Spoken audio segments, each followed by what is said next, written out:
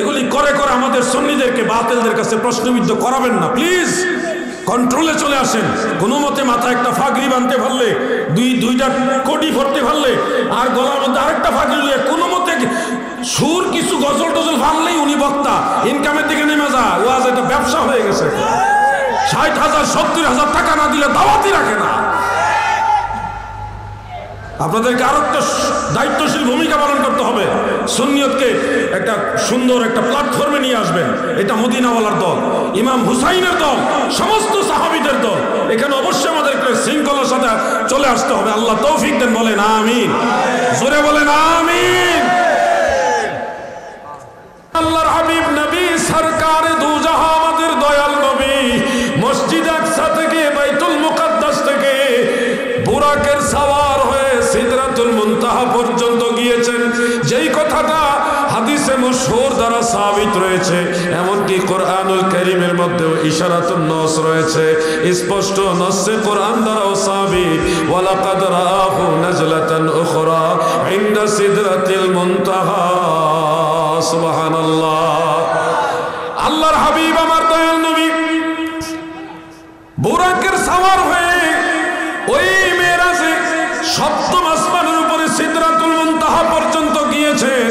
এই অংশ যদি কেউ অস্বীকার করে, শরহে আকায়েদ নসবির মধ্যে উল্লেখ, সেই ব্যক্তি গোমরাহ হয়ে জাহান্নামী হবে। অস্বীকার করা যাবে না। মনে রাখবেন, আমার নবীজির ঊর্ধ্বগমন যেটা সপ্তম আসমানের উপরে যে সফর, এটাও ছিল সশরীরে। কারণ হলো আল্লাহর নবীর ঊর্ধ্বগমনের বিষয়টা আমার আল্লাহ তাআলা এইভাবে উল্লেখ করেছেন, সুম্মা দানা ফাতাদাল্লা ফাকানা কাবা কাউসাইনি আও আদনা ফাআওহা ইলা আবদিহি মা আওহা। আমার আল্লাহ এমন দয়াল আল্লাহ গো, আমার নবীকে সপ্তম আসমানের উপরে আরশ কুরসি লৌহ কলম পার করাইয়া, আল্লাহর আরশ পার করাইয়া কাবা কাউসাইনি আও আদনা ওইখানে নিয়েছেন। ওই স্থান সম্পর্কে সহিহ বুখারীর কিতাবুত তাফসীরের মধ্যে হযরত আনাস রাদিয়াল্লাহু আনহু থেকে একখানা riwayat উল্লেখ রয়েছে। আমার দয়াল নবীজি বলেন, আমার আল্লাহ আমার এমন এক জায়গায় নিয়েছে গো, লা ইয়ালামুহু ইল্লাল্লাহ। ওই জায়গা সম্পর্কে আমার আল্লাহ ছাড়া আর কেউ জানে না। সুবহানাল্লাহ। আরশ সম্পর্কে আমরাই জানি কোরআন হাদিসের মাধ্যমে, কুরসি সম্পর্কে, লৌহ কলম সম্পর্কে কোরআন হাদিসের মাধ্যমে আমরা জানি। কিন্তু আমার নবী বলেন, আমার আল্লাহ আমাকে এমন জায়গায় নিয়েছে যেই জায়গা সম্পর্কে লা ইয়ালামুহু ইল্লাল্লাহ, ওই জায়গা সম্পর্কে শুধুমাত্র আমার আল্লাহ ছাড়া আর কেউ জানে না। সুবহানাল্লাহ। তোমার জন্যই বানায় আছে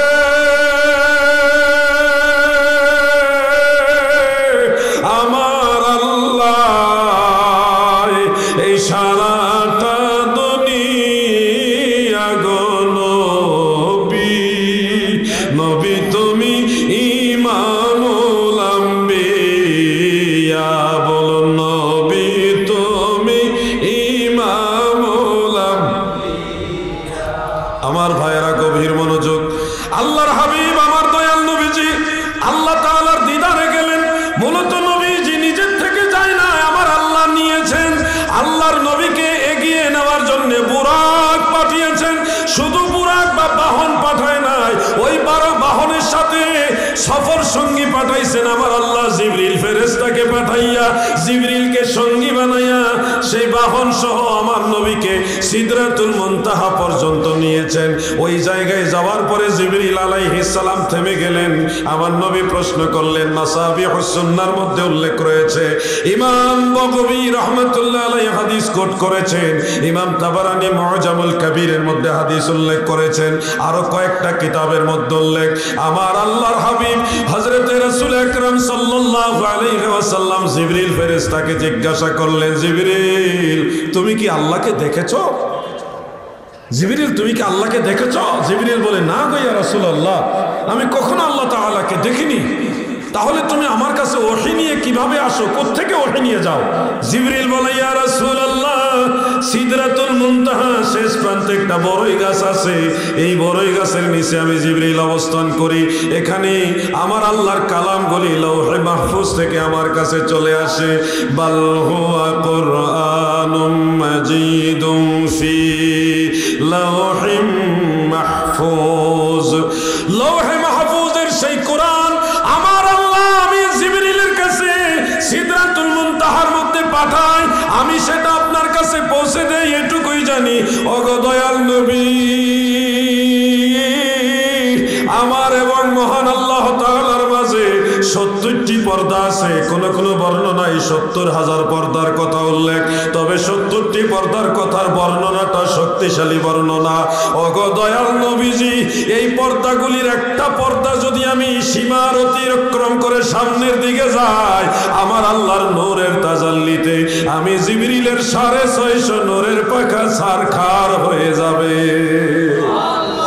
নূরে নূর তাজাল্লা, নূরের খবর জানে সে আল্লাহ। জিবরিলের নূরের ক্ষমতা নাই এই সীমানা অতিক্রম করে সামনের দিকে যাওয়া। আল্লাহর হাবিবকে জিবরিল বললেন, ইয়া রাসূলুল্লাহ, নবী গো, আমি জিবরিল আর সামনে যেতে পারবো না, বুরাক যেতে পারবে না, তবে এখান থেকে ঊর্ধ্বগমনের জন্য আমার আল্লাহ আপনার জন্য আরেকটা বাহন পাঠিয়েছে, এটার নাম হলো রফরফ। শিফা শরীফের মধ্যে একটা রিওয়ায়াত উল্লেখ রয়েছে। শরহে শিফার মধ্যে ইমাম মোল্লা আলী কারি রহমাতুল্লাহ আলাইহি আরো সুন্দর উল্লেখ করেছেন। এছাড়া আরো কয়েকটা কিতাবের মধ্যে রিওয়ায়াতটা আমি পেয়েছি। আব্দুল্লাহ ইবনে আব্বাস রাদিয়াল্লাহু আনহুমা বর্ণনা করেন, রফরফ আমার আল্লাহ পাঠিয়েছেন। মাওয়াহিবুল লাদুনিয়ার মধ্যে উল্লেখ, সেই রফরফ হলো সূর্যের আলো আর সবুজ রং দুইটা মিক্স করে এমন একটা কালার। সূর্যের আলো আর সবুজ রং মিক্স করে এমন একটা কালারের মধ্যে নূরের ঝলকানি বের হচ্ছে, এমন একটা নূরের চাদর আমার আল্লাহ পাঠিয়েছে। জিবরিল বললেন, ইয়া রাসূলুল্লাহ, নবী গো, এই চাদর মুবারকে রফরফে আপনি আরোহণ করেন, এই রফরফ আপনাকে মহান আল্লাহ তাআলার দিদারে নিয়ে যাবে।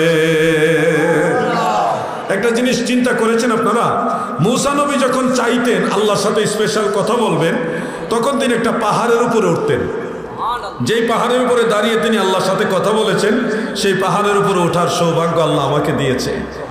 সেখানে জায়গাটা এখন আলাদা করে চিহ্নিত করা আছে এবং লেখা আছে, ওয়া কাল্লামাল্লাহু মূসা তাকলিমা। এখানেই তিনি আল্লাহর সাথে কথা বলার মতো কথা বলতেন, জিবরিল ছাড়া ডাইরেক্ট কথা বলতেন। মুসা নবী চাইতো, আল্লাহ আমাকে কথা বলেন, আমাকে আমার সাথে আপনি কথা বলেন, তখন আল্লাহ কথা বলতো। আর আমার আল্লাহ চাইছে নবীজি নয়, আমার আল্লাহ চাইছে আমার হাবিবের সাথে কথা বলবো। এই জন্য আমার আল্লাহ দুনিয়ার কোন পাহাড়ের উপরে নাই নাই রে, আমার নবীকে 7 আসমান পার করায়া, আরশ কুরসি লৌহ কলম পার করায়া, লা মাকানে কাবা কাউসাইনি আও আদনা, ওইখানে নিয়ে আমার আল্লাহ নবীর সাথে কথা বলেছে। রহমতের ভান্ডার নবী, তুমি নূরের খনি, প্রেম কইরাছেন তোমার সঙ্গে ও নবী, স্বয়ং আল্লাহ কাদের গনি গো নবী, দয়াল নবী তুমি গুণমণি, দয়াল নবী তুমি গুণমণি। আমার আল্লাহ তাআলা রফরফের মাধ্যমে নবীজিকে সামনের দিকে নিয়ে যাচ্ছেন। এবার জিবরিলও নাই, বুরাকও নাই, নবী একাকিত্ব, একা একা উপর দিকে সফর করছেন। ঠিক ওই সময় আমার আল্লাহ ফেরেশতা হযরতে জিবরিলের সঙ্গ যদিও নাই, হযরতে বিলাল রাদিয়াল্লাহু আনহুর কণ্ঠের আওয়াজ ওইখানে শোনাইলেন। সুবহানাল্লাহ। আমার নবীজিকে নিয়ে গেলেন শুধু আরশে না। অনেক ভাইরা বলেন মেরাজে নবীজি আরশে আজিমে যায়নি, এরকম কথা বলবেন না প্লিজ, একটু স্টাডি করুন, পেয়ে যাবেন। আমার নবীজি আরশে আজিমে যাবেন, আরশে আজিম তো এই কাছে, বেশি দূরে না। আমার নবীজিকে আল্লাহ তাআলা এত উপরে নিয়েছেন, যেটা সম্পর্কে ইমাম মোল্লা আলী কারি শারহ ফিকহিল আকবরের মধ্যে এবং মিশকাতের সরা মেরকাতের মধ্যে উল্লেখ করেছেন যে কাবা কাউসাইনি আও আদনা দ্বারা ফাওকাল আরশ, আরশে আজিমের উপরে বুঝিয়েছে যে স্থান সম্পর্কে আল্লাহ তাআলা ছাড়া আর কেউ জানেই না। সুবহানাল্লাহ বলে, সুবহানাল্লাহ বলে।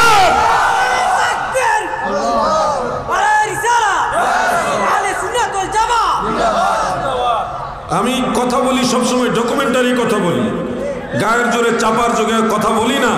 কোনো ভাই যদি সন্দেহ করেন যে হাদি ভাই আপনি যে বলছেন এটা কি কিতাবে আছে কিনা, আপনি নিজে আগে ট্রাই করেন, খুঁজে না পেলে আমাকে জিজ্ঞাসা করেন, আমি আপনাকে হেল্প করবো ইনশাআল্লাহ, আপনাকে খুঁজে বের করে দিব।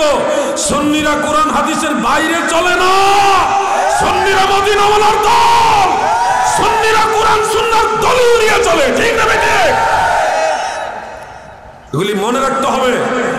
সব আলেম হয়তো পর্যাপ্ত দলিল জানে না, কিন্তু কোন সুন্নি আলেম কোরআন সুন্নাহর বাইরে চলে না। কারণ হলো তারা আহলে সুন্নাত ওয়াল জামাতের আকীদা বিশ্বাস করে। ব্যক্তিগত বিষয় বলছি না, আকায়েদের বিষয়টা বলছি। প্রিয় ভাই আমার, আমার নবীজি আরশে আজিমে গিয়েছেন, আরশের উপরে গিয়েছেন, এটা শরহে আকায়েদে নসফির মধ্যে উল্লেখ আছে। শরহে আকায়েদে নসফির মধ্যে এই কথাটা উল্লেখ রয়েছে, কিন্তু এরপরেও কিছু ভাইরা মানতে নারাজ। কেন জানি না, কিসের কারণে জানি না। শোনো, আমি নবীজির কথা বলি, আমরা সুন্নিরা নবীর ওয়াজ করি, নবীর শান গাই, নবীর কথা বলে শান্তি পাই। কেন আমরা নবীজিকে ভালোবাসি, আর আপনারা যারা নবীর কথা শুনলেই চেহারা মলিন করেন, দলিল খুঁজেন, আর বিদআত, শিরক, কিচ্ছা কাহিনী এই ধরনের ট্যাগ লাগানোর চেষ্টা করেন। আপনাদের বলছে, আপনাদের হৃদয়ে যেদিন মদিনাওয়ালার মহব্বত পয়দা হবে, সেদিন দেখবেন এই আলোচনাগুলি সবচেয়ে বেশি মজার আলোচনা আছে। অযথা কখনো নবীজি সম্মান নিয়ে আঘাত করে কথা বলবেন না। আমরা আপনাদের সাথে ঝগড়া করতে চাই না। আমার নবীজির ব্যাপারে যদি কেউ আঘাত করে কথা বলে, তখন আমরা সহ্য করতে পারি না। প্রিয় ভাই আমার, এখানে আরেকটা বিষয় মনে রাখবেন। দুনিয়াতে মূসা কালিমুল্লাহ বলেছিলেন, রাব্বি আরিনি, হে আমার রব আমাকে দেখা দাও। আমার আল্লাহ বলেছেন, লান তারানি, তুমি আমাকে কখনোই দেখতে পারবে না। অথচ আমার নবীজিকে দেখা দেওয়ার জন্য আমার আল্লাহ লামাকানে নিয়ে গেছেন। বেশ কম আছে ভাই আমার, মূসা নবী আমার আল্লাহকে দুনিয়াতে থেকে চর্মচক্ষুর মাধ্যমে দেখতে চেয়েছেন, কিন্তু দুনিয়া থেকে চর্মচক্ষুর মাধ্যমে কোনো মানুষ আমার আল্লাহকে দেখতে পারবে না। কারণ আল্লাহ নিজে বলেছেন, লা তুদরিকুহুল আবসার ওয়া হুয়া ইউদরিকুল আবসার। কোন চর্মচোখ আল্লাহকে দেখতে পারবে না, বরং আমার আল্লাহ তাআলা সমস্ত চোখের গতিবিধি পর্যন্ত দেখেন। এই জন্যে দুনিয়া থেকে কোনো মানুষ চর্মচক্ষু দ্বারা মহান আল্লাহ তাআলাকে দেখার সামর্থ্য রাখে না। মূসা নবী এই দুনিয়া থেকে চর্মচক্ষু দ্বারা আল্লাহকে দেখতে চেয়েছেন, এই জন্য আমার আল্লাহ এটা নাকচ করে দিয়েছেন। তাফসীরে মাযহারির মধ্যে উল্লেখ, এবং ইমাম ইবনু হাজার আসকালানী বুখারী শরহ ফাতহুল বারির মধ্যে উল্লেখ করেছেন, আমার নবীজি এই দুনিয়া থেকে অসংখ্যবার অন্তরের চক্ষু মুবারক দ্বারা দেখেছেন বটে, কিন্তু চর্মচক্ষু মুবারক দ্বারা দুনিয়া থেকে দেখেছেন আমরা দাবি করি না। আমার নবীজি চর্মচক্ষু দ্বারা মহান আল্লাহ তাআলাকে লামাকানে কাবা কাউসাইনি আও আদনা, ওইখানে যাইয়া সিদরাতুল মুনতাহার কাছে গিয়াও দেখছে। কোরআনের লা তুদরিকুহুল আবসার এই বিধান হলো দুনিয়ার জন্য। কোরআনের বিধান জান্নাতের জন্য নয়, কোরআনের বিধান সিদরাতুল মুনতাহার জন্য নয়, কোরআনের বিধান আরশে আজিমের উপরে কাবা কাউসাইনি আও আদনা ওইখানের জন্য নয়। কোরআনুল কারীমের বিধান হলো এই দুনিয়ার জন্য। এই জন্য দুনিয়া থাকতে কোনো মানুষ চর্মচক্ষু দ্বারা আল্লাহকে দেখতে পারবে না। এটাই আল্লাহ বলেছেন, লা তুদরিকুহুল আবসার, কোন চোখ আল্লাহকে দেখতে পারবে না। কিন্তু আমার নবীজি বলেছেন, আন ইবনে আব্বাস রাদিয়াল্লাহু তাআলা আনহুমা ক্বালা ক্বালা রাসূলুল্লাহি সাল্লাল্লাহু আলাইহি ওয়াসাল্লাম রাআইতু রাব্বি আযজা ওয়া জাল্লা। হযরত ইবনে আব্বাস বর্ণনা করেন, আল্লাহর হাবিব বলেন, উম্মতেরা শোনো, রাআইতু রাব্বি, আমি আমার রব তাআলা আল্লাহ তাআলাকে চর্মচক্ষু দ্বারা দেখেছি।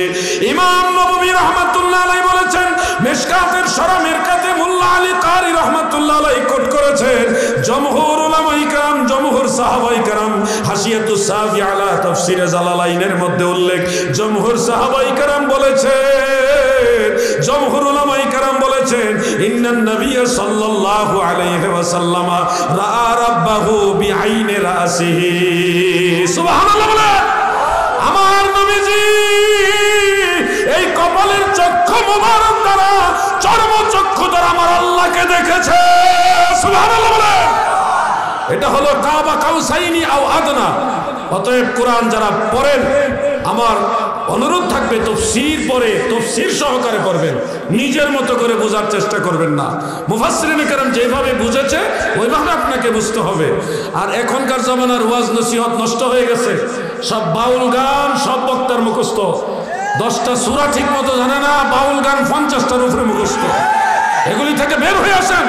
ইসলামী গান অবশ্যই চলবে, আল্লাহর গান, নবীর গান, ওলি আল্লাহর শান চলবে, কিন্তু আপনারা যে ওই বাউল শিল্পীরাও যতগুলি গান না জানেন, তো এর চেয়ে বেশি আপনারা জানেন, এগুলি এই দিকে ডাইভার্ট হবেন না, কোরআন হাদিসের দলিলের দিকে ডাইভার্ট হন, সাথে সাথে আল্লাহ নবীর শান বলেন, তাহলে দেখবেন নূর পয়দা হবে। ঠিক না ঠিক? এই মূর্খতা আমাদেরকে, সুন্নি জামাতকে প্রশ্নবিদ্ধ করছে। গতকাল এক বক্তার ওয়াজ শুনেছি, সে বলতেছে পরকালে আল্লাহ তাআলা আমাদেরকে 2টা জায়গার মধ্যে রাখবে, একটা জায়গার নাম সিজ্জিল আর একটা জায়গার নাম ইজ্জিল। এদের নামের সাথে আবার আল্লামা আছে। কি আছে? আল্লামা। আজীব ব্যাপার। সিজ্জিন আর ইল্লিয়িন 2টা শব্দ জানে না, সিজ্জিলে রাখবে আর ইজ্জিলে রাখবে। এটা হলো ওই যে বাংলা বই পড়ে ওয়াজ করে আর আরেকজনের কাছ থেকে শুনে শুনে ওয়াজ করে, কোরআন হাদিসের চর্চা নাই। এটা আমাদের অদূর ভবিষ্যতে সুন্নিয়তের জন্য অনেক বড় ধরনের ক্ষতি বয়ে আনবে। আমি বলছি না ইসলামী সঙ্গীত বলা যাবে না, অবশ্যই বলা যাবে, আমিও বলি, আপনি বলেন, কিন্তু কোরআন হাদিসের চর্চা প্রাধান্য দিতে হবে। দলিল আদিল্লাহ প্রাধান্য দিয়ে নবীর শান গাও, নবী প্রেমিকদের হৃদয় উজালা হয়ে যাবে। ঠিক না বেটে? এগুলি করে করে আমাদের সুন্নিদেরকে বাতিলদের কাছে প্রশ্নবিদ্ধ করাবেন না, প্লিজ। কন্ট্রোলে চলে আসেন। কোনো মতে মাথায় একটা ফাগড়ি বাঁধতে পারলে, দুইটা কোটি পড়তে পারলে, আর গলার মধ্যে আরেকটা ফাগড়ি নিয়ে কোনো মতে সুর কিছু গজল টজল ভাঙলেই উনি বক্তা, ইনকামের দিকে নেমে যায়। ওয়াজ এটা ব্যবসা হয়ে গেছে। 60,000 70,000 টাকা না দিলে দাওয়াতই রাখে না। আপনাদেরকে আরো একটা দায়িত্বশীল ভূমিকা পালন করতে হবে। সুন্নিয়তকে একটা সুন্দর একটা প্ল্যাটফর্মে নিয়ে আসবেন। এটা মদিনাওয়ালার দল, ইমাম হুসাইনের দল, সমস্ত সাহাবীদের দল। এখানে অবশ্যই আমাদেরকে শৃঙ্খলার সাথে চলে আসতে হবে। আল্লাহ তৌফিক দেন, বলেন আমিন। জোরে বলেন আমিন। আমি অপ্রাসঙ্গিক হলে একটা কথা বলি। জন্ম হওয়ার পর থেকেই আল্লাহ তাআলা যখন বুঝ দিলেন, জ্ঞান দিলেন, আমার মা এবং আমার আব্বাজান তিনাদের অক্লান্ত পরিশ্রমে আলহামদুলিল্লাহ আমি প্রথম জীবনে স্কুল কলেজে লেখাপড়া করেছি। কলেজ ইন্টার ফার্স্ট ইয়ার পর্যন্ত আমি লেখাপড়া করেছি। আমি সায়েন্সের স্টুডেন্ট। এরপরে ওস্তাদুল উলামা আল্লামা মুফতি আবু নাসের জিহাদি সাহেবের শুভাগমন আমাদের বাড়িতে হয়েছে। আমি তখন ইন্টার ফার্স্ট ইয়ারে পড়ি। কসবা টিয়ালি ডিগ্রি কলেজের ছাত্র আমি, কসবা আদর্শ হাই স্কুলের ছাত্র আমি। আল্লামা মুফতি আবু নাসের জিহাদি সাহেব আমাদের বাড়িতে দয়া করে গেলেন। আমার আব্বাজান, মা বাবা অনেক পরিশ্রম করে লেখাপড়া করায়। মুফতি আল্লামা আবু নাসের জিহাদি সাহেব আমার আব্বাজানকে বললেন, আপনার এই ছেলেটা আমাকে দিয়ে দেন। আমার আব্বাজান এক বাক্যে রাজি হয়ে গেল, দিয়ে দিলাম। আর কিছু লাগবে কিনা বলেন, আপনি যা চাইবেন আজকে আমি তাই দিয়ে দিব। জিহাদি সাহেব হুজুর বলল, না, আমার এই ছেলেটাই দরকার। এক কাপড়ে আমি আল্লামা জিহাদি সাহেব হুজুরের সাথে চলে গেছি সিলেট। সেখানে গিয়ে মাদ্রাসা জীবনে ঢুকলাম। শ্রীমঙ্গল, গাউসিয়া, শফিকিয়া, সুন্নিয়া, দাখিল মাদ্রাসায় আমি সেখানে অধ্যয়ন শুরু করলাম। আলহামদুলিল্লাহ দাখিল পাশ করার পরে শ্রীমঙ্গলে আনোয়ারুল উলুম ফাজিল মাদ্রাসা শামসুল উলামা আল্লামা ফুলতুলি সাহেব কিবলা রহমতুল্লাহ আলাইহির মাসলাকে সে মাদ্রাসা থেকে ধারাবাহিকভাবে আলিম ফাজিল কমপ্লিট করলাম। আমার আব্বাজান আমাকে লেখাপড়া করাইতে গিয়ে অক্লান্ত পরিশ্রম করেছে। আমার পরিবারের পক্ষ থেকে কঠিনভাবে সাপোর্ট দিয়েছেন, উৎসাহ দিয়েছেন, অর্থনৈতিক সাপোর্ট দিয়েছেন। প্রত্যেকটা সন্তানের বেলায় মা বাবা যেরকম করে, আমার মা বাবাও আমার জন্য ওরকম করেছে। আমার দাদি আমার জন্য খুব বেশি দোয়া করতেন। সেখান থেকে চলে গেলাম কুমিল্লা সোনাকান্দা দারুল হুদা বহুমুখী কামিল মাদ্রাসায়। সেখানে গিয়ে আলহামদুলিল্লাহ কামিল হাদিস, কামিল তাফসির, কামিল ফিকহ কমপ্লিট করলাম আলহামদুলিল্লাহ। মাঝখানে আমি কওমি মাদ্রাসায়, নাম বলবো না বৃহৎ স্বার্থে, সেখানে আমি একটা দর্শ নিয়েছি কোর্সের আকারে, এটা স্পেশাল।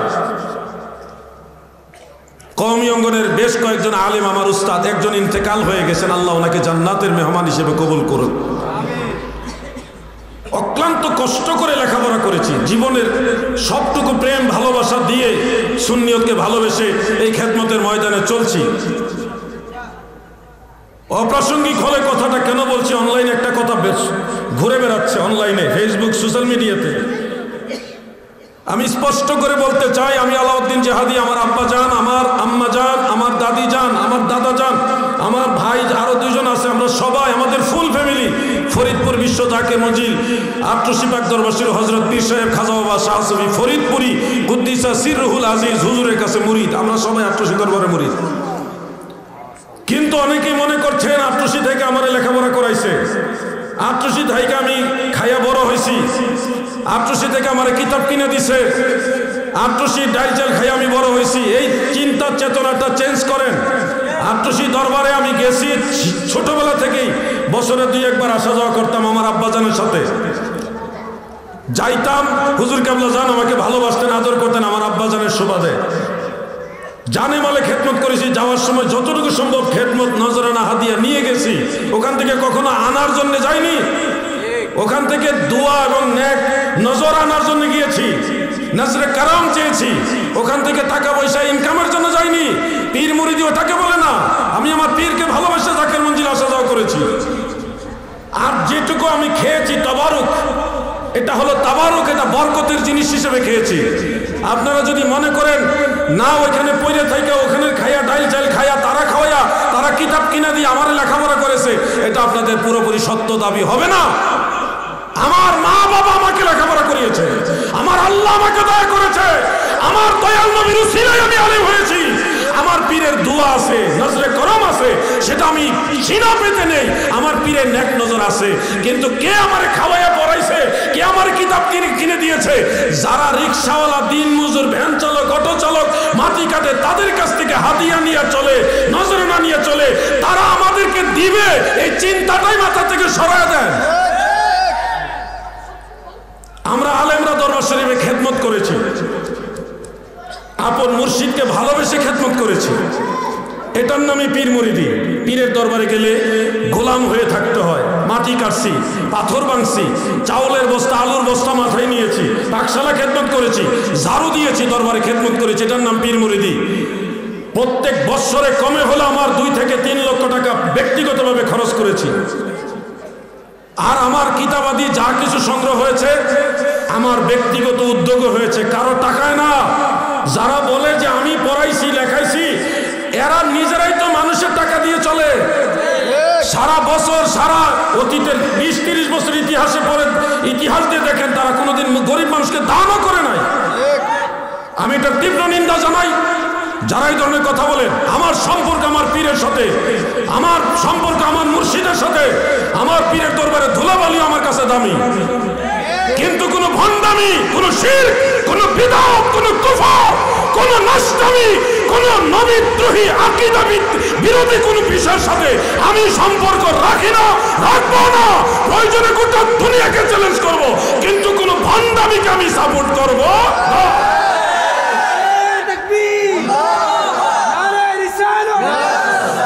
যারা আমিরে মুআবিয়া রাদিয়াল্লাহু আনহুকে গালাগালি করে, এটা গোপন কিছু নয়, অসংখ্য প্রমাণ আছে। সেখানে মাজারে সেজদা হয়, ভিডিও চিত্র আছে আমার কাছে, একটা না অনেকগুলো আছে।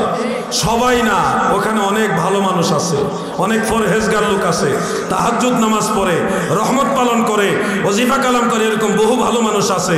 কিন্তু মসজিদের জুতা চোর, কেউ যদি জুতা চুরি করে, এই কারণে মসজিদ ছেড়ে দেওয়া উচিত নয়, কথা যৌক্তিক। কিন্তু মসজিদের মুতাওয়াল্লি, মসজিদের সভাপতি, মসজিদের সেক্রেটারি, ক্যাশিয়ার, ইমাম সাহেব, মুয়াজ্জিন সাহেব, তারাও যদি জুতা চুরি করে, ওই মসজিদে কারো জুতাই নিরাপদ না। ইঙ্গিতে বলে দিলাম। আমি বলবো কোনো ভণ্ডামির সাথে আমাদের সম্পর্ক নাই। আমরা আল্লাহ ছাড়া কাউকে সেজদা দেই না। যুবক ভাইরা বল, আমরা আল্লাহ ছাড়া কাউকে সেজদা দেই না। বলেন, সেজদার একমাত্র মালিক কে? আরে শরীরের সবটুকু শক্তি দিয়ে চিৎকার মেরে বলো কে?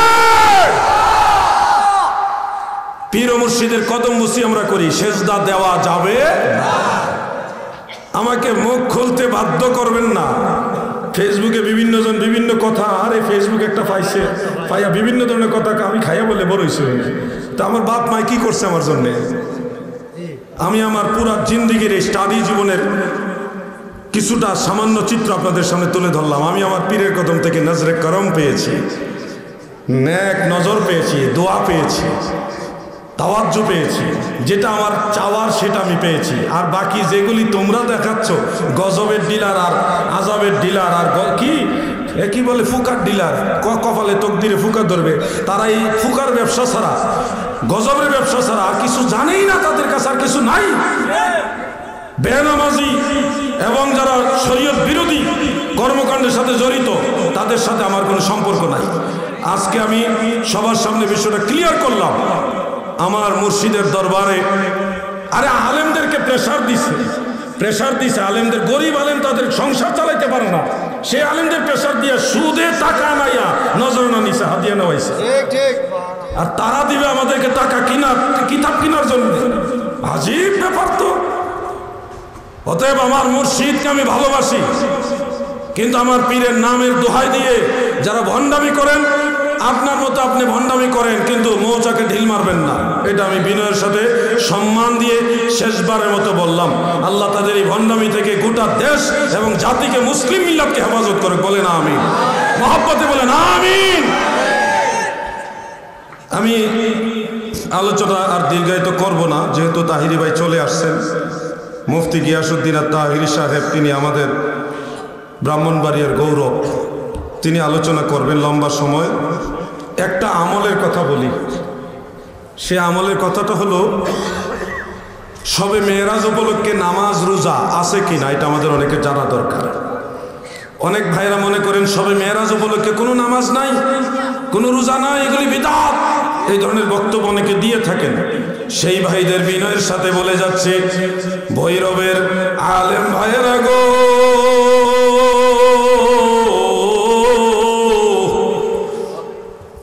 দুইটা কিতাবের নাম বলি, নোট করে রাখেন। একটা হলো ইমাম বাইহাকি রহমাতুল্লাহ আলাইহির শুআবুল ঈমান, আর একটা হলো ফাদাইলুল আওকাত। এই দুইটা কিতাবে হাসান সনদের একখানা হাদিস উল্লেখ রয়েছে। وعن سلمان الفارسي رضي الله تعالى عنه قال قال رسول الله صلى الله عليه وسلم في رجب ليلة ونهار। আল্লাহর নবী বলেন, রজব মাসে একটা দিন এবং একটা রাত রয়েছে। যেই দিনের বেলায় কেউ যদি রোজা রাখে, মান সামা যালিকাল ইয়াউমা কানা কামান সামা মিনাদ দাহরি মিআতা সানা। ওই একটা দিনে কেউ যদি একটা রোজা রাখে, আল্লাহর নবী বলেন এক রোজায় 100 বছর নফল রোজা রাখার সমান সওয়াব হবে। সুবহানাল্লাহ বলেন। তাই রে চলে আসছে।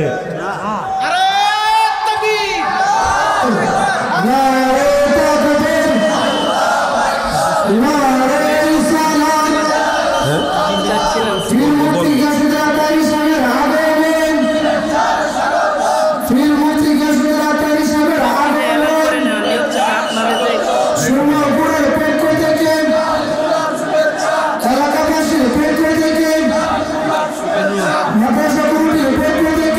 সময় নাই।